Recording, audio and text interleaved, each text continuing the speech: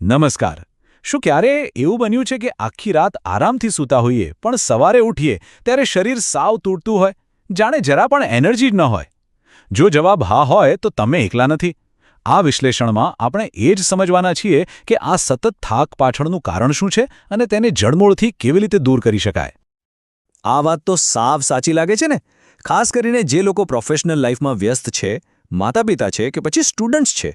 Doctor Yogesh અખાણીના આ શબ્દો બરાબર એ જ સ્થિતિ બતાવે છે જ્યારે દિવસ શરૂ થાય એ પહેલાં જ આપણી બેટરી જાણે કે સાવ ડાઉન થઈ ગઈ હોય.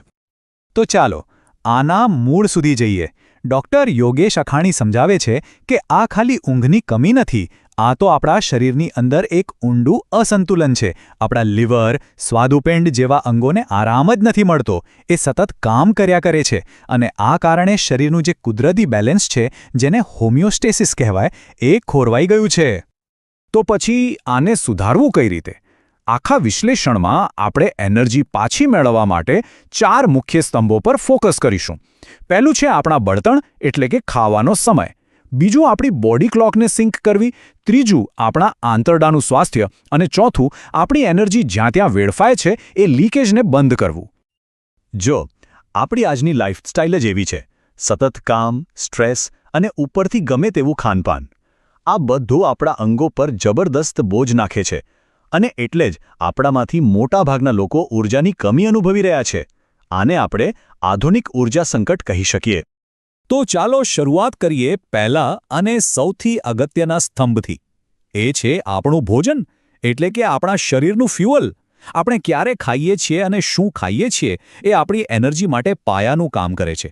ચાલો ડૉક્ટર યોગેશ અખાણી પાસેથી સમજીએ કે આ કેવી રીતે કામ કરે છે. આનો મુખ્ય આઈડિયા આપણા અંદરના સિસ્ટમને આરામ આપવાનો છે. ડૉક્ટર યોગેશ અખાણી એક સિમ્પલ નિયમ સૂચવે છે: 14 કલાકની રેસ્ટ વિન્ડો. આનો મતલબ કે જો રાત્રે 8 વાગે જમી લીધું તો સવારે 10 વાગ્યા સુધી કંઈ નહીં. આટલો સમય આપણા અંગોને રિપેર અને રિચાર્જ થવા માટે મળી રહે છે. પણ હા, એક વાત યાદ રાખજો, 14 કલાકના ઉપવાસનો મતલબ એ નથી કે પછી ગમે તે ખાઈ શકાય. જેમ તમે જોઈ શકો છો, શરીરને સાચા કોષીય બળતણની જરૂર છે, જેમ કે આખા અનાજ, દાળ, શાકભાજી. ખાલી બળતણ એટલે કે જંક ફૂડ ખાવાથી તો એનર્જી ઉલટાની ઘટશે. આ વાત ખરેખર બહુ મહત્વની છે. ડૉક્ટર યોગેશ અખાણી કહે છે કે ક્યારેક સમસ્યા બહુ મોટી નથી હોતી. ઘણીવાર તો માત્ર સારી ઊંઘ અને મેગ્નેશિયમ જેવા જરૂરી પોષક તત્વની કમી જ હોય છે. આ નાની લાગતી ઉણપ પણ થાક, ચિંતા અને બ્રેઇન ફોગનું કારણ બની શકે છે. સારું, તો હવે આવીએ આપણા બીજા સ્તંભ પર, આપણી આંતરિક ઘડિયાળને સિંક કરવી. ચાલો સમજીએ કે પ્રકાશ અને આપણા શરીરની લય એટલે કે રિધમ આપણી એનર્જીને કેવી રીતે કંટ્રોલ કરે છે. આપણું શરીર છે ને, એ એક કુદરતી 24 કલાકની ઘડિયાળ પર ચાલે છે. આને સર્કેડિયન રિધમ કહેવાય છે. આ ઘડિયાળને દરરોજ સવારે રીસેટ કરવી પડે છે અને એનું મેઇન સ્વિચ કયો છે ખબર છે? સૂર્યપ્રકાશ. એક બહુ મોટી ભૂલ આપણે કરીએ છીએ, જેને સોશિયલ જેટલેગ કહેવાય છે. એટલે કે વીકડેઝ પર વહેલા સૂઈ જઈએ અને વીકેન્ડમાં મોડે સુધી જાગીએ. આનાથી આપણી બોડી ક્લોક કન્ફ્યુઝ થઈ જાય છે અને આપણી એનર્જી સાવ ખતમ થઈ જાય છે. એટલે આ સ્લાઇડમાં બતાવ્યા પ્રમાણે રોજ એક જ રૂટીન રાખવું ખૂબ જરૂરી છે. હવે ત્રીજો સ્તંભ. આ એક એવું કનેક્શન છે જેના પર આપણે બહુ ધ્યાન નથી આપતા. આપણા આંતરડા અને મગજ વચ્ચેનું જોડાણ. ચાલો જાણીએ કે આપણા પેટનું સ્વાસ્થ્ય આપણી એનર્જી અને આપણા મૂડ પર કેટલી ઊંડી અસર કરે છે. આ આંકડો જોઈને તો નવાઈ જ લાગશે. 90%થી પણ વધારે સેરોટોનિન એટલે કે જે ફીલ ગુડ હોર્મોન છે, એ મગજમાં નહીં પણ આપણા આંતરડામાં બને છે. આનો સીધો મતલબ એ છે કે જો મનને ખુશ રાખવું હોય તો પહેલાં પેટને સ્વસ્થ રાખવું પડશે. તો હવે સવાલ એ છે કે શું આપણું આંતરડું, આપણું ગટ બેલેન્સમાં છે?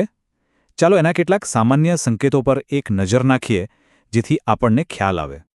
જો આમાંથી કોઈપણ લક્ષણ વારંવાર અનુભવાતું હોય, જેમ કે સતત ગેસ થવો, ઊંઘ બરાબર ન આવવી, મૂડ વારંવાર બદલાવવો કે પછી કંઈક ગળ્યું ખાવાની તીવ્ર ઈચ્છા થવી, તો શક્ય છે કે આંતરડામાં સોજો હોય. અને જ્યારે આવું થાય ત્યારે પોષક તત્વો બરાબર એબ્ઝોર્બ નથી થતા અને મગજને પણ સુસ્ત લાગે છે. તો કરવું શું? ડૉક્ટર યોગેશ અખાણીની સલાહ બહુ જ સીધી અને સિમ્પલ છે. જેમ કે આ સ્લાઇડમાં બતાવ્યું છે, જે ખોરાક આંતરડામાં સોજો વધારે છે તેને ટાળો અને જે ખોરાક તેને શાંત કરે છે જેમ કે રાંધેવા શાકભાજી કે ઘી તેને ડાયટમાં સામેલ કરો. આ નાના ફેરફારો બહુ મોટો ફરક પાડી શકે છે.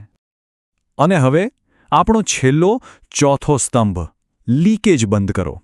અહીંયા આપણું ધ્યાન એનર્જી બનાવવાનું નથી, પણ આપણી પાસે જે કિંમતી એનર્જી છે તેને બચાવવાનું છે. ડૉક્ટર યોગેશ અખાણીની આ વાત ખરેખર વિચારવા જેવી છે. આપણે એનર્જી પાછળ ભાગીએ છીએ, પણ હકીકતમાં આપણે આપણી રોજની આદતોમાં નાના નાના લીક દ્વારા એનર્જી ગુમાવી રહ્યા છીએ. આપણું કામ બસ આ લીકેજને શોધીને બંધ કરવાનું છે. આ ચાર્ટમાં જુઓ, ડૂમ સ્ક્રોલિંગ એટલે કે સોશિયલ મીડિયા પર બસ સ્ક્રોલ કર્યા કરવો, એકસાથે 10 કામ કરવાની આદત અને બધાને ખુશ રાખવાની કોશિશ, આ બધી આદતો દિવસ શરૂ થાય એ પહેલાં જ આપણી માનસિક એનર્જી ખાઈ જાય છે. તો ઉપાય શું છે? પહેલું, ના કહેતા શીખો. બીજું, દિવસની શરૂઆત ફોન ચેક કરવાને બદલે શાંતિથી કરો. અને ત્રીજું, એવા કામ કરો જે તમને કોઈ હેતુ સાથે જોડે. જ્યારે આપણે આ કરીએ છીએ ત્યારે આપણા સ્ટ્રેસ હોર્મોન્સ કંટ્રોલમાં રહે છે અને આખો દિવસ સ્થિર એનર્જી મળે છે. તો ચાલો એકવાર ફટાફટ રિવાઇઝ કરી લઈએ.